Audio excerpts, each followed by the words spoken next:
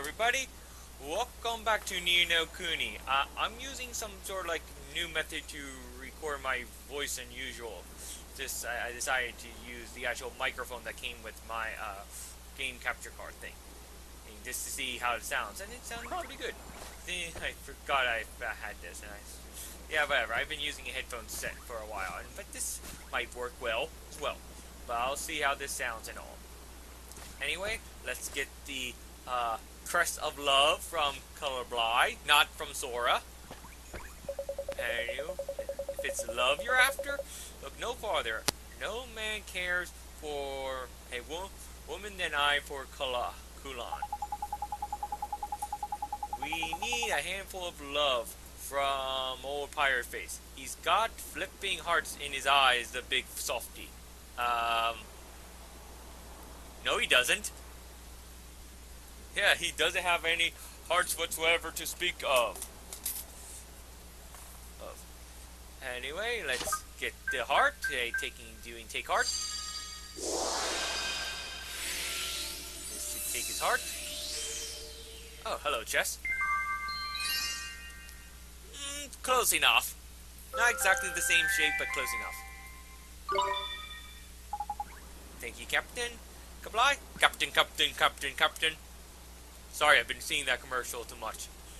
Jeez, that sure is a lot of love. That sure enough. And I'll say a couple of give it to the Queen of the Heavens. Let's get the chest first, so we can get it. Some flam for defensive purposes. Okay, here you go.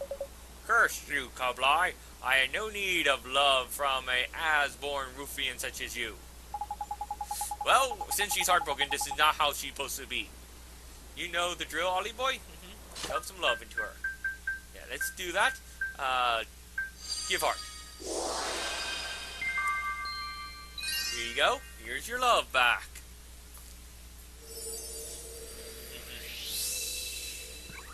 So now... Oh, my heart. Goodbye? Your Highness, so you're back with us. I spoke harshly to you just now. Can you find in your heart to forgive me? God, think nothing of it.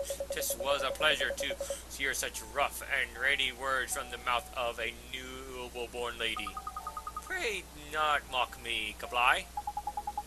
I'm just glad Queen Khulan's not heartbroken anymore. Too right. And I must say I'm impressed with old Pirate Face by here. There's two serving his heart. We've helped ourselves to now. Yeah, it's different pieces of heart, so it's possible, not the same piece of heart. So yeah. You're right. It seems that his love for Green is a little bit special. Okay? Call me Queen. I am unworthy of such a title. The sky-born kingdom of Zandu was torn from the heavens and cast into the distant ocean. I cannot protect my realm. So that way it went into the ocean instead of in the sky, like it is in the DS game. And then I came to this town and broke hearts of its people. Truly, I am no queen. Okay, so she no longer is under Shadar's command. But Your Highness, you shouldn't be so hard on yourself. Listen to me. The people of Xanadu saw you in a wise and just ruler. You carried out your duties both as a queen and a sage, and trained countless warriors. Have you forgotten all the good you've done? Kublai, what you say may be true, but it does not excuse the harm I've caused. I have inflicted so much suffering. Your Highness, we met the ghost of a lady in Hamlet, a soldier who once served you. She was one of the people who died in Xanadu, and she told us that so long as Queen Khulan was alive, there was hope for her people. Khulan. Yeah, it sounds very similar to Khulan. She spoke of me, she spoke of hope. And look around you, the people of this town may be heartbroken, but at least they are alive. That's true. Your Highness, let us return this town to its former self. It may take time, but I know you can do it. You may not be a queen any longer, but we still stand beside you. You are not alone, and who's to say you can't rebuild Xandu? Yeah, it was a flying city. I don't see the technology in this place to build a flying city. Oh, too cool. Thank you everyone. You are right. I cannot give in to despair. I must become someone who can inspire hope in others. That is my duty. You aren't the only great sage who was laid in strange. My father and Marcus suffered too. Yeah, that's true. Except your father was not heartbroken. Yes, and Oliver here helped them just like he helped you. And now you're all fighting fit. The battle against evil can finally begin in earnest. Wait a minute, there's something I've been dying to ask. I need to know how long something's been going on between Khulan and Kablai. I mean, a queen and a sky pirate. It's so romantic. And a movie. God, don't you have to be so nosy, I mean. Kablai was known and feared as the king of the sky pirates, but there is more to him than meets the eye.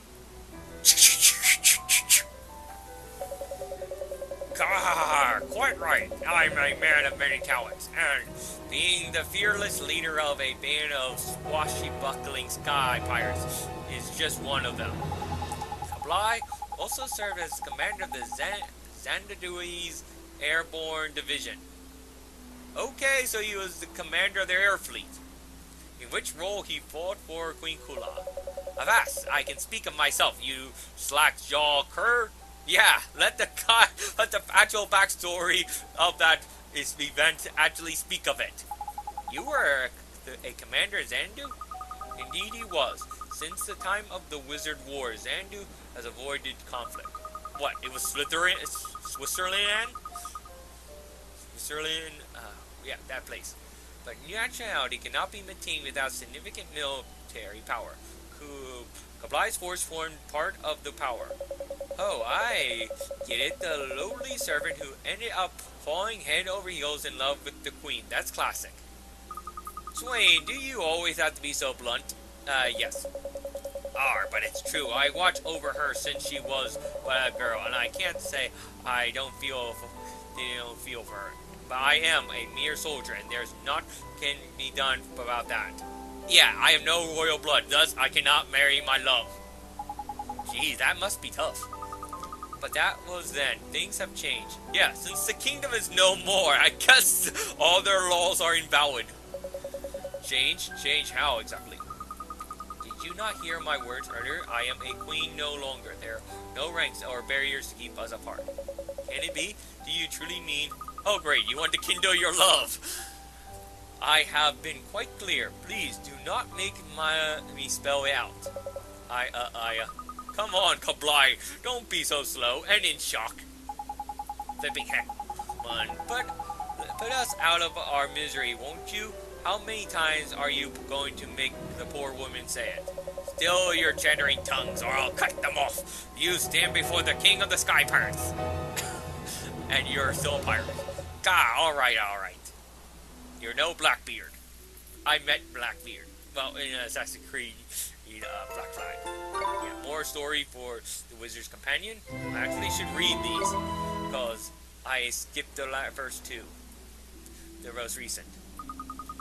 The hearts of the people of Parade have been restored. That's quick. Young Niaya, you must have been terribly afraid. I apologize most horribly for my actions. Don't worry, Queen Khulan. I am happy that you have become so kind and gentle. Everything in paradise, so bright and happy now. We will never give in to the Shadar. Your words are music to my ears. Truly, children like you are bearers of hope, the hope of a brighter future. We who are old enough to know or choose the path of cowardice. All we wanted was to be free of fear, to be protected from the truth. The ignorance is bliss. Sometimes. I think knowing the truth is a lot better, though. Well, what's done is done. And all that, I just hope that Rotter Shadar is not still hanging about waiting to pounce alike. I know, I must I know what I must do. My duty is to protect the people of Paradise from Shadar. I vowed never to let this dark despair engulf this town again. I will make amends for all I have done. That's good. Gracious, Your Highness. Yeah, I'm not very good at Spanish. Then it seems I have no choice. I will throw my lot in with you, Your Highness. We will protect this puny village together. No Kabli. There are other duties to which you must attend. It's not only this town that must be protected from the dark path of Shadar's despair. Paul, he's no dog. With your airship, you may travel freely around our world. Do you understand what it is I ask of you? I do. At the only too well. No, but you only must got together. Kabli, though you may be apart, we will always be together, as long as we share the same goal.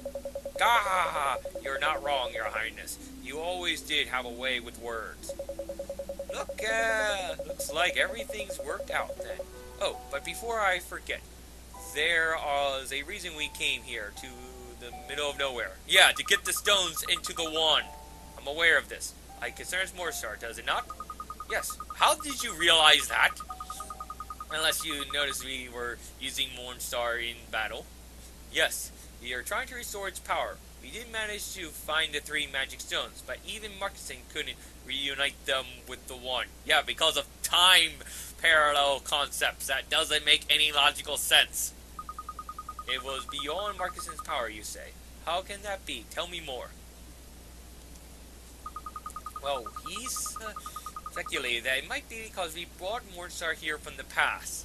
Even if we bought it from the past, even if it shrank to the size of the user, the stones of the present should still be able to shrink back into the wand, right?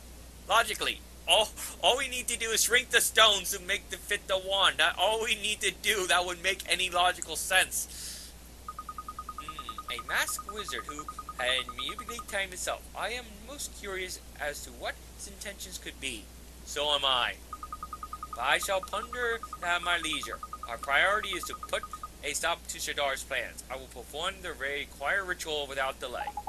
Tidy. Sounds like old Kabla knows what needs to Khulan, knows doing to get Morningstar back to one piece. That's handy. Now we can see its true power. Now, young Oliver, I shall require some assistance in this undertaking. Are you willing to help me? Sure, Queen Khulan. Just tell me what I have to do. Fine response. The ritual must be performed outside. When you are ready, come and see me. I shall be waiting. Good, because I want to do some reading. Let me first open this chest. Never mind. We can't open that until Morningstar is at full power. Yes, that's what the purple chest require, is Morningstar at full power. Okay, let's see. Let's bring up Wizard's Companion and read those 2 stories I forgot to read. Okay, let's see. No. No. No. Nope. Nope. Here you are. This is what we got for completing the Glittering Grotto. Luckily, we already went to the tree there. The king of the Bear Man and the Princess's Tears. This is a very sad story, just to tell you. Very sad. The king of a peaceful kingdom had one daughter whom he loved very much. This princess was very brave and very wise, and assisted her father in ruling the kingdom. Hard by the edge of the kingdom was a steep mountain. No one ever approached it, however, for it was known that a witch lived in a cave at its foot. This witch had long had an inclination to rule the kingdom herself, but the fearsome princess never failed to foil her plans. I thought the king was in charge. It should be the king, fearless king, but it's the princess who's fearless. But, well, she is the next in line, so I guess that makes some sense. Let's see. The witch had an apprentice who was top half bear and bottom half man. Okay. This apprentice was known as the Bear Man, for that was his name, and was fearsomely strong, but very dumb-witted. And always carried out the witch's commands to the letter. One day, the bear man was in the cave making potion when the witch returned with the young woman. It was, yes, guess, the princess, who was always ruining her plans.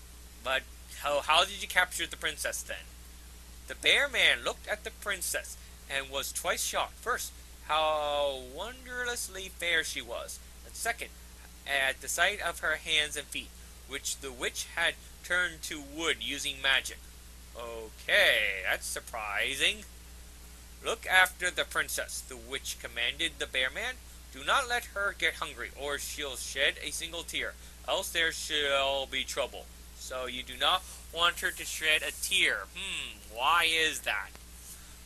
The bear man immediately went to fetch some fruits and preserve from the latter. Since the princess's hands had been turned to wood, the bear man tried to put the fruit in her mouth directly, but the princess turned away from him and looked instead at the witch. What will you do with me?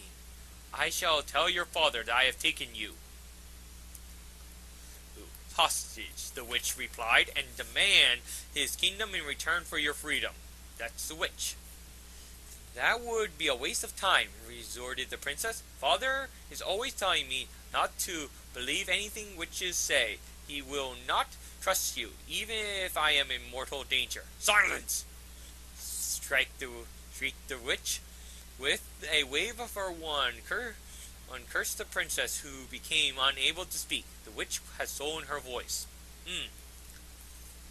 The bear man's duties. The next day, the witch went to the place to negotiate with the king, and it was left to the bear man to provide for their royal hostage. The bear man liked looking after the princess. He felt sorry for her, and with her wooden limbs and stolen voice, he tried his very best to take good care of her. The bear man was in fact very kind, you see, and despite doing evil things, he was happy knowing that the witch could not scold him for being kind to the princess. After all, it was the witch herself who commanded him to look after her. But while the princess did not shed a single tear, neither did she smile so much as once. The bear man used the finest ingredients to cook dishes that he hoped would make the princess happy. But the meals were served, she would do no more than stare at him in total silence. What, did she plan to die of hunger? Now the bear man knew that the princess would only smile when her hands and legs were free again. She had regained her voice, but the bear man could not lift the curse himself, and he knew that the witch would never do it. All he could do was continue to cook fine meals for the princess that she would not eat. There's our bear man, I guess. The princess who wouldn't cry.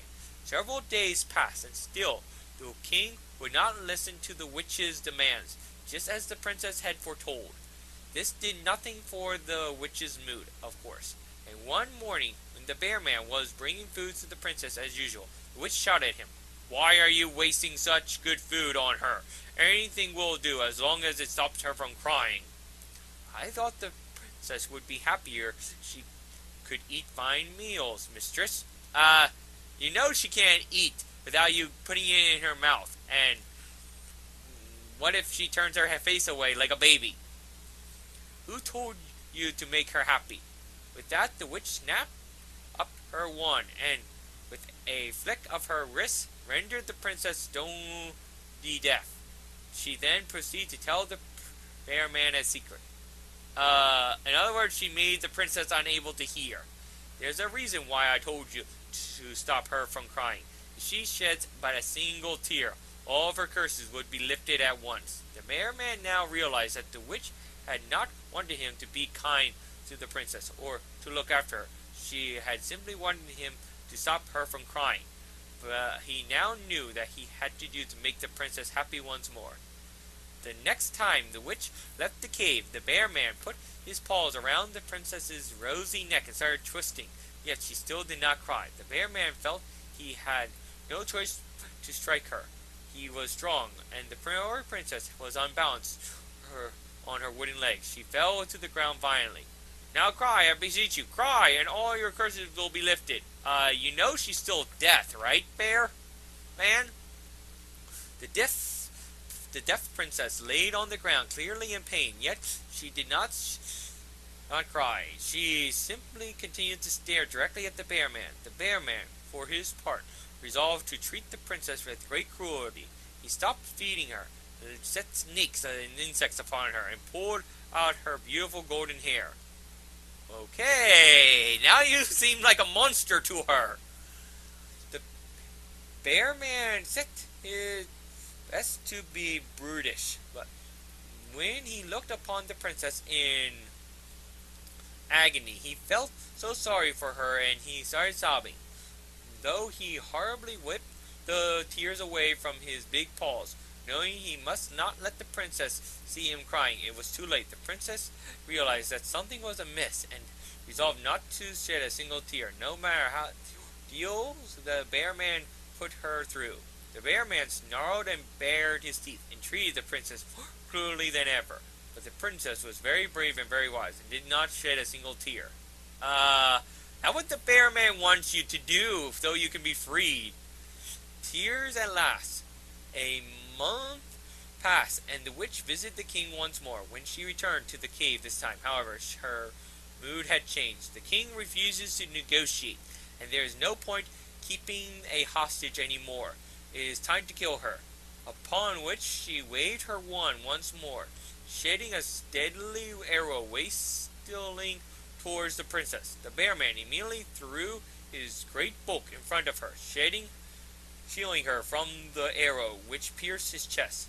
As he crashed to the ground, the wand fell from the witch's hand. The bear man's fate was sealed, but with his last morsel of energy, he opened his eyes and looked at the princess. She stared back at him, her eyes widened. I had done such terrible things. I will die an evil man in your eyes. Such were the bear man's sorrowing thoughts as he perished.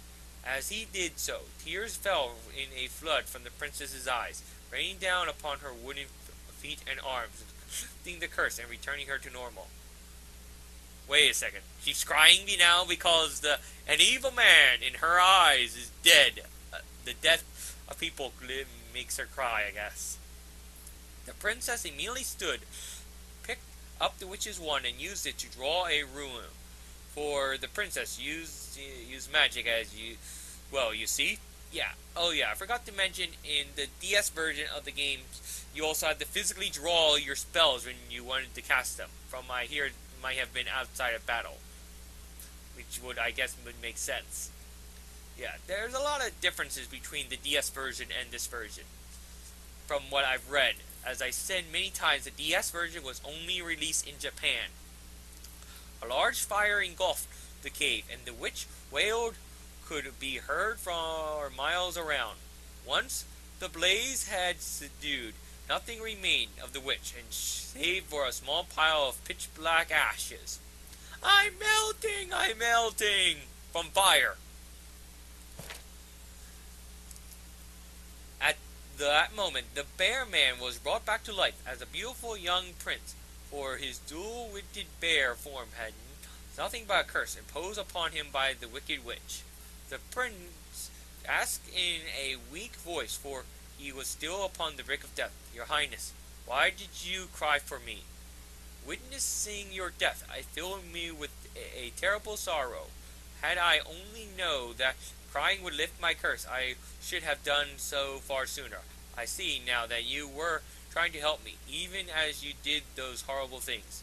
I treated you horrible, Your Highness. Please forgive me. Of course I forgive you.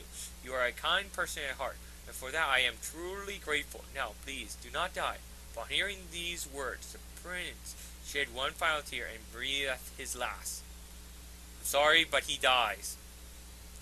At least he has a loincloth. The forbidden spell. Oh dear.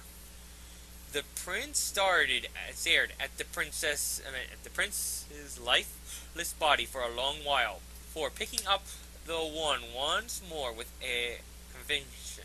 She settled upon a course of action. She would cast ashes of resurrection, which we will never learn.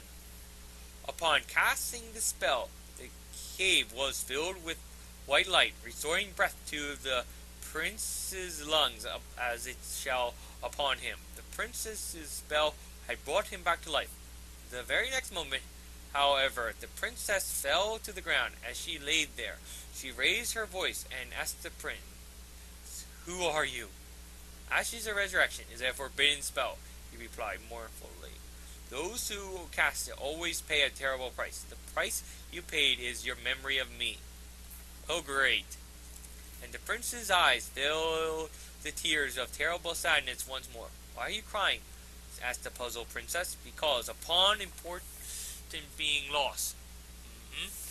Speak, yeah. Upon hearing the princess's next words, however, the prince could not help but smile. "Well, perhaps together we make it anew." Yeah, I can say it can be. This one does end happily, but it does have a sad premise here. If it was not for the forbidden spell. Okay, that was the end. Yeah, ending the story with the sad girl. We will be beginning the next tale later. Later, the next time I record. So, see you next time. Bye.